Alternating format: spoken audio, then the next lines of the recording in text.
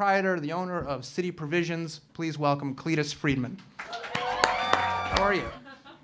My back's killing me too. Did you shovel? I shoveled, I blew snow. I don't, I'm old, I think. I think I'm old. How old are you? 20? 22. 22. So tell us about, for people who don't know, about the kind of the operation, because there's a few different parts of it. There's the catering business, there's the deli, and then there's these supper clubs. And I think the thing that people will most see is the face of the world is the deli. So let's start there. Now it is multifaceted, that's right. Finally, after now 3 years of being in business, we finally have a brick and mortar place to show people exactly who it is that we are, what we do, and to offer the experience on a daily basis that when you're a catering company, it's a little challenging to do. You can't just come experience a catering company. You need a bar mitzvah, or you need to get married, or you need to just have a party, which is always good too. So what do you do? We, our mission at City Provisions is to connect our community with food.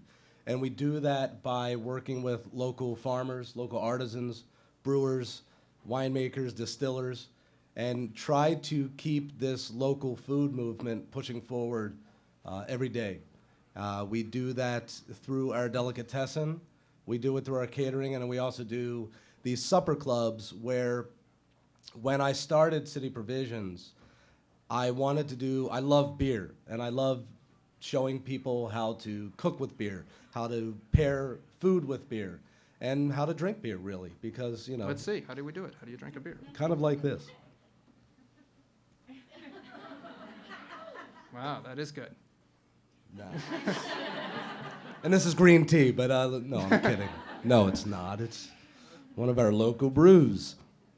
So I wanted to do a monthly supper club where we highlighted our process. But when we opened, I was sharing a space with a kitchen. I had no place to do anything. So I was looking for a venue to put this supper club thing together. But the thought was to highlight one of the local farmers and to pair a dinner with a local brewery. And I had called my friend Jim Abel at Two Brothers Brewing Company. What? No, Jim's not here? Okay, good. Do they serve Two Brothers here? I don't know. Does he make this? This Yes, one? he Yeah. definitely does. This is local, Milwaukee, right? His last name's Miller. It is. My only thing was I had no place to do it. Well, the next week I was visiting one of our farmers down in Bonfield, Illinois, and she had this wonderful kitchen, and she had this amazing farm with like cows and turkeys and pigs and everything you love to eat on one farm. And I was like, hey, what if we did the supper club here? Mm-hmm. I had this crazy idea to get a bus. I was like, I'll get a bus, we'll bus people down, we'll give people beer on the bus. Not the driver. The driver, just, hook an IV up to him. And we did that. And that's what we did. We had about 28 people on our first, what turned into the City Provisions Farm Dinner. We put people on the bus. We gave them beer. I paired a couple one bites with the beers. Jim talked about the brewery. I talked about City Provisions and what we were up to. We got to the farm, and Kim Snyder from Face Farm put everybody on a hayride and took them on about an hour and 15-minute tour of her farm. Talked about, all of her practices and her sustainable practices versus her neighbors who, spray all their crops and blah, blah, blah. And there was a nice juxtaposition just literally on the property line. And then we sat in the middle of the farm, and I did a 5-course pairing dinner with the beers. Then everybody had a bonfire, and we had to peel people away to take them home. And the farm dinner was born, and we did 2 the first year. The next season, I set out to do 6 months, 6 farms, and 6 breweries. And we did that 2 months in a row. In fact, last year, we sold them all out and had to add a 7th farm dinner.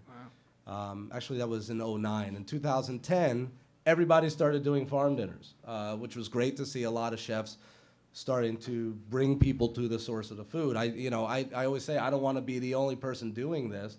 I'd love to see other chefs bringing, local farmers into the restaurants and bringing people to the farms, because as far as I'm concerned, that's what it's about. So the farm dinner encompassed everything that we do. It was about community. It was about food. It was about drink. It was about education.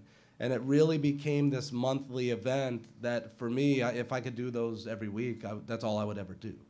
Now, the local food movement, which seems to be something that anybody could get behind, but the problem, or one of the problems, is, okay, I can go and buy this local chicken for however much it costs, or I can go, and I don't want to, I know it's not going to taste as well, I know it might not be as good for my family, I know that the practices might not be as ethical, but I can get a Purdue or whatever the company is for 5 cents, or whatever it is. It's much cheaper.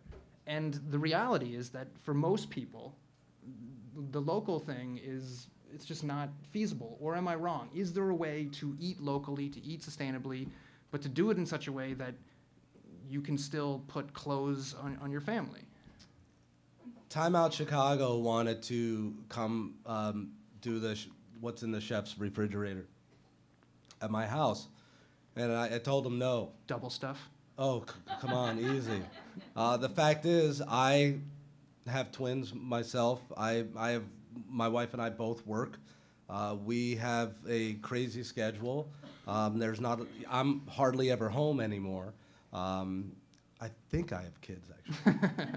I don't know how old they are at this point. Last time, they were They're 3? about, yeah. Okay, now they're 6 or something.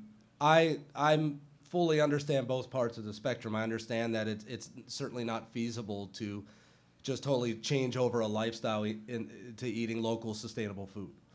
My job as a chef and entrepreneur and business owner, whatever you want to call me, is to not only introduce it into the lives of our community, but help educate people on how to do that. Whether you do it, people come up to me all the time and say, how can we be more green? And what do we do to push towards sustainability? If you choose one thing in your home at a time, whether it's eating all of your chickens or all of your beef or all of your pork, whatever the case may be, if you go to the Jewel every single week and that's where you do your food shopping, you want to make a change, do it a little bit at a time. It's not. I don't believe it's realistic for every single person in this country to just strictly come shopping at City Provisions 3 days a week. Mm-hmm. I know that. What I try to do is create a place where all of the things that we have are locally sourced. And I also provide education to our staff and a pretty hardcore training program. So when you come into City Provisions, anything that we have in the shop, any single person can at least answer the first 10 questions. So it's like going to Apt. I love Apt. I'm serious. You go to Apt and you can. I love going there just to eat a cookie and look. So do you ever get sick? But when you're at, people are very knowledgeable about food. The customers themselves at City Provisions. I love foodies. I think without foodies, half the restaurant scene in this town is gone. On the other hand, sometimes I just eat. Put the food in your mouth. Stop talking. Do you ever get sick of the conversations that happen in City Provisions, or do you? I never get sick of them. I love to listen to them. I love to jump into them, and I'd love to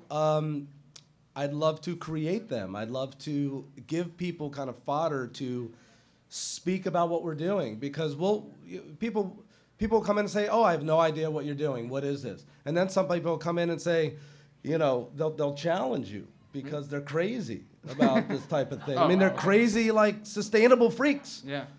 What did that pig eat? Where was it stepping in? Yeah. So was there any concrete? Where do people go? Where is City Provisions if they want to get in on this? I get excited. What's the address? 1818 West Wilson, where the Brown Line tracks go right over our door. Okay.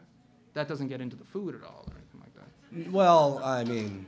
But it's local. It's local. It's the L. That's right. Little L tar. And we've got some after the show. We have some salsa and chips from City Provisions for everyone. Cleetus salsa. So. That's right, and chips. Cleetus Friedman, everyone, from City Provisions.